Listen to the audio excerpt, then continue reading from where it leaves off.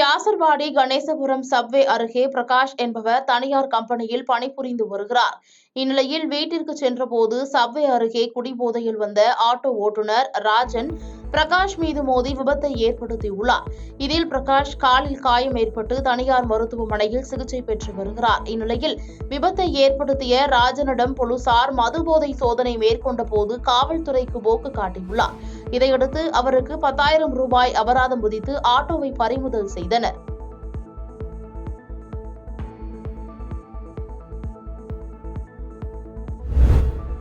காஞ்சிபுரம் மாவட்டம் வாலஜாபாத் அடுத்த Avalur ஊராட்சிக்குட்பட்ட DSP city பகுதியில் உள்ள 3 தெருக்களில் 50க்கும் மேற்பட்ட குடியிருப்புகளும் மாற்றுத்திறனாளிகள் குழந்தைகள் உட்பட 200க்கும் மேற்பட்ட பொதுமக்களும் வசித்து வருகின்றனர். இந்நிலையில் கடந்த சில நாட்களாக இரவு நேரத்தில் மர்ம நபர் ஒருவர் அங்குள்ள வீடுகளின் ஜன்னல் வழியாக படுக்கை அறைகளை நோட்டமிட்டு வருவதால் மக்கள் அச்சமடைந்துள்ளனர்.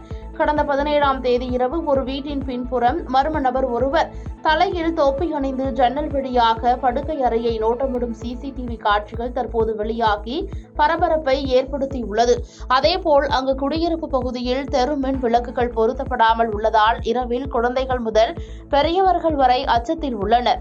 எனவே அவலூர் ஊராட்சிக்குட்பட்ட தெருக்களில் மின் விளக்குகள் அமைக்க மாவட்ட நிர்வாகம் நடவடிக்கை எடுக்கவும், வீடுகளை நோட்டமிட்டு சுற்றித் திரியும் மர்ம நபரை போலீசார் பிடித்து கைது செய்யவும் அப்பகுதி மக்கள் கோரிக்கை விடுத்துள்ளனர்.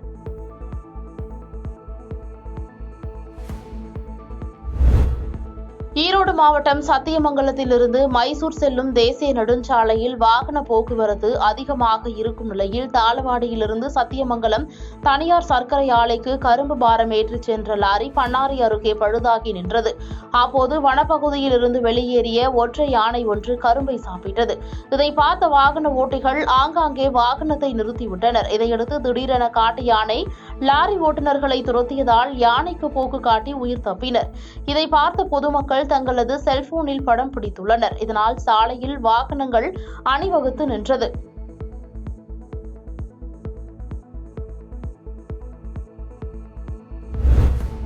மதுரை மாவட்டம் உசிலம்பட்டி அருகே பாறைப்பட்டியை சேர்ந்தவர் ஐயர் பாண்டி விவசாயி கூலி தொழிலாளியான இவரும் இவரது சித்தப்பாவான பெரிய கருப்பன் என்பவரும் இணைந்து அடிக்கடி மது அருந்துவதை வழக்கமாக கொண்டிருந்ததாக கூறப்படுகிறது. இந்நிலையில் வழக்கம் போல் மது அருந்திய போது இருவருக்கும் இடையே ஏற்பட்ட தகராறில் ஐயர் பாண்டியை பெரிய கருப்பன் கத்தியால் குத்தியதில் படுகாயம் அடைந்தவரை மீட்டு அக்கம் பக்கத்தினர் உசிலம்பட்டி அரசு மருத்துவமனைக்கு சிகிச்சைக்காக கொண்டு சென்ற போது வழியிலேயே உயிரிழந்தார். இதுகுறித்து தகவல் அறிந்து வந்த ஏழுமலை காவல் நிலைய போலீசார் உடலை கைப்பற்றி உடற்கூறு ஆய்விற்காக உசிலம்பட்டி அரசு மருத்துவமனைக்கு அனுப்பி வைத்து வழக்கு பதிவு செய்து பெரிய கருப்பனை தேடி வருகின்றனர்.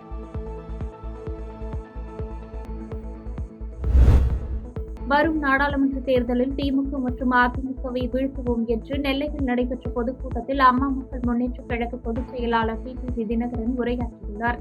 மேலும் பேசிய அவர் தமிழகத்தில் அதிமுக திமுக இடையே மறைமுக கூட்டணி உள்ளதாக குற்றம் சாட்டியதோடு ஜனநாயக போராளி இயக்கமாக அமமுக செயல்படுகிறது. வரும் தேர்தலில் இந்தியாவின் பிரதமரை தேர்வு செய்யும் ஒரு கூட்டணியில் அமமுக அணிலை போல செயல்படும் என்று தெரிவித்தார்.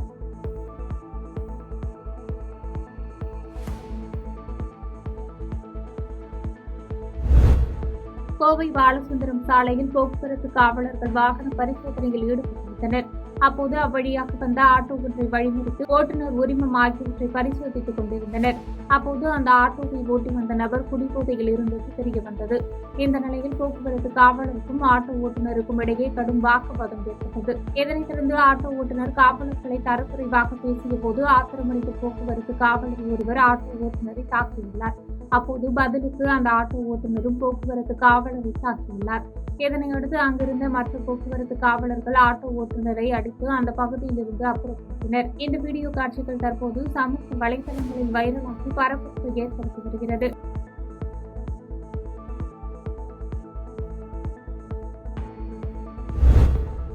தென்காசி மாவட்டம் சிவகிரி காவல் நிலையத்திற்குட்பட்ட தேவிப்பட்டினம் காட்டுப்பகுதியில் உள்ள ஒரு கிணற்றில் ஒரு குழந்தை சடலமாக கிடப்பதாக சிவகிரி காவல்துறையினருக்கு தகவல் கிடைத்தது.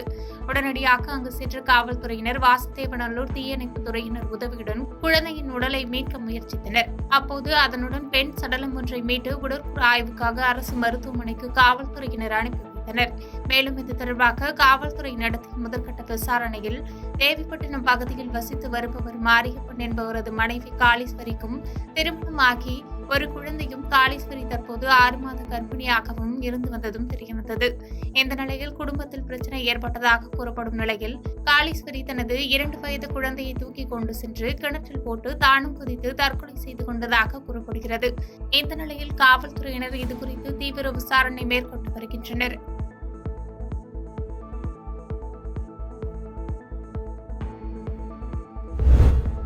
தூத்துக்குடியிலிருந்து சிவகாசி பேப்பர் மில்லுக்கு நிலக்கரி லோடு ஏற்றிக்கொண்டு டாரஸ் லாரி ஒன்று நேற்றிரவு புறப்பட்டு சென்றது.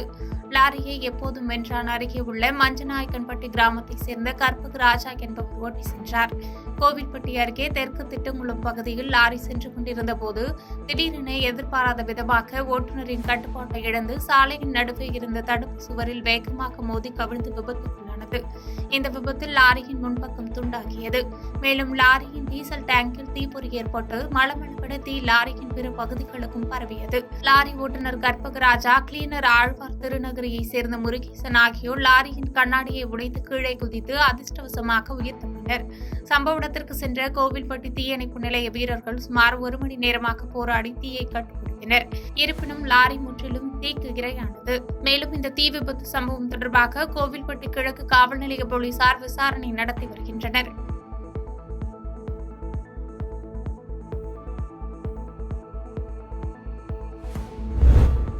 திருவண்ணாமலையில் இருந்து திண்டிவனம் நோக்கி 4 மருத்துவக் கல்லூரி மாணவர்கள் காரில் பயணம் செய்தனர். அப்போது கார் சின்ன காங்கேயனூர் நோக்கி வந்து கொண்டிருந்த போது எதிர்பாராத விதமாக முன்னால் சென்ற டிராக்டரின் மீது பயங்கர வேகத்தில் மோதி பின்னர் பள்ளத்தில் கவிழ்ந்தது. இந்த விபத்தில் காரில் பயணம் செய்த 4 மருத்துவக் கல்லூரி மாணவர்கள் சம்பவ இடத்திலேயே உயிரிழந்தனர். விபத்து குறித்து அறிந்து சம்பவ இடத்திற்கு விரைந்த போலீசார் 4 மருத்துவக் கல்லூரி மாணவர்களின் உடல்களை கைப்பற்றி பிரேத பரிசோதனைக்காக திருவண்ணாமலை அரசு மருத்துவக் கல்லூரி மருத்துவமனைக்கு அனுப்பி வைத்தனர்.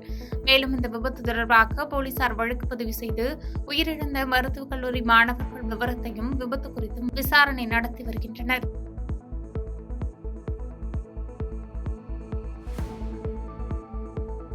பாதகம் செய்பவரை கண்டால் நாம் பயங்கொள்ளலாகாது பாப்பா. மோதி மிதித்து விடு பாப்பா, அவர் முகத்தில் உமிழ்ந்து விடு பாப்பா. அண்மை செய்திகளை உடனுக்குடன் தெரிந்து கொள்ள இணைந்திருங்கள் இயம்நாடு தொலைக்காட்சியுடன்.